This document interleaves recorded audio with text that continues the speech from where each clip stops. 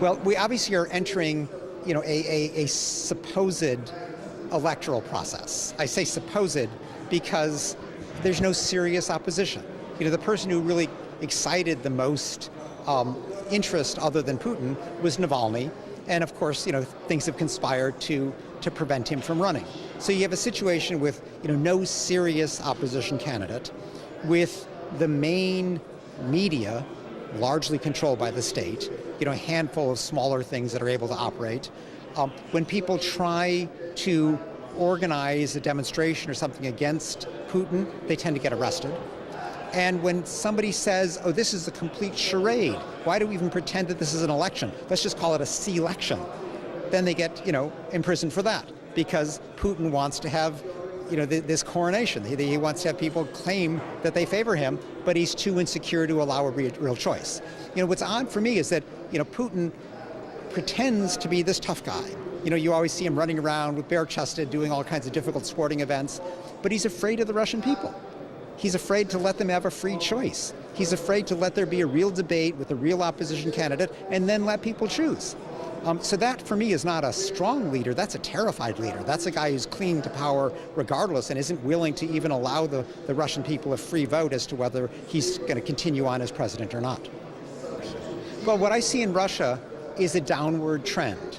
I see things really probably the worst they have been since the fall of the Soviet Union. There was obviously a period of, of relative freedom, of relative liberalization. Civil society flourished. There was a free press. Things were, on a positive trajectory for many years. But in recent years, it's been a downhill trend. And with new elections coming up, that downhill trend has just intensified. It's accelerated.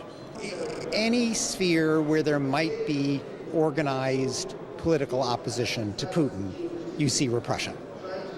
So people can obviously have a private conversation in their home, nobody cares. People can email their friends, nobody cares.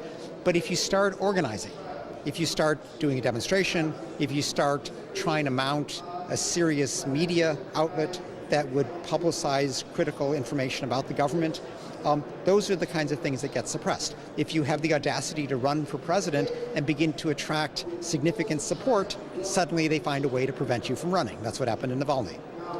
No, there's no question that there are violations of the laws of war, even war crimes on all sides. But the vast majority of the crimes are being committed by the pro-Assad side. If you look at the figures put together by the Syrian Network for Human Rights, which is probably the most reliable counter of all of this, something like 93% of the civilian deaths are due to attacks by pro-Assad forces. And the reason for that is that, under the Geneva Conventions, under the laws of war, you're allowed to shoot at the combatants on the other side, but you're never allowed to shoot at civilians. But what the Assad government has done is deliberately targeted civilians who are living in opposition-held areas, as well as hospitals and markets and various civilian institutions. And Russia is now playing along, providing political cover and sometimes joining with Syria in attacking hospitals and the like. So the two big danger areas in Syria today are eastern Ghouta, where 400,000 people are living just 10 kilometers from Damascus, really just to the east. And eastern Ghouta is completely besieged, meaning in the middle of the winter, there's no food, there's no medicine, and they're being bombarded night and day by Syrian and Russian aircraft. The other big problem area is Idlib province in the northwest.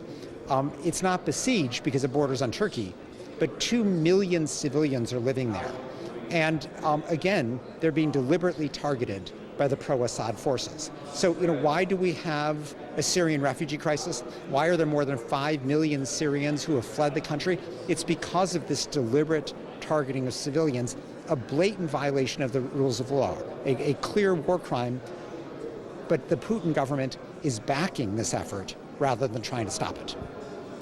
Well, ISIS, or the Islamic State, it was a horrible force. And they, committed summary executions. They were absolutely horrible. They largely have been defeated. ISIS, for all practical purposes, is gone. It doesn't control any significant territory in Syria at all. Now, in Idlib, there is a group that is basically an al-Qaeda affiliate. And so some of the troops on the ground are, have identified themselves with al-Qaeda. And Human Rights Watch has no objection to those people being targeted. Those are combatants. And so the Syrian and the Russian forces should bomb them, should attack them by all means. But don't attack civilians. Just because a civilian happens to live in the same province as an al-Qaeda member doesn't mean you can attack everybody in the province. But that is the Syrian strategy today, that blatant war crime. And if Russia completely has the capacity to stop this, Assad would not be surviving today if it were not for Russian military support. But rather than use that leverage and say, we're only going to support you if you stop targeting civilians, Putin has joined in. Putin says, oh, give me a hospital to hit. Give me another group of civilians to bomb. And so that's frankly why the Russians, for example, vetoed the ongoing chemical weapon investigation. The UN was looking at who was using chemical weapons. They found overwhelming evidence that Assad forces, Syrian government forces, had dropped sarin, a nerve gas, in the town of Khan Sheikhoun in April of last year. Russia didn't like the answer, so they stopped the investigation.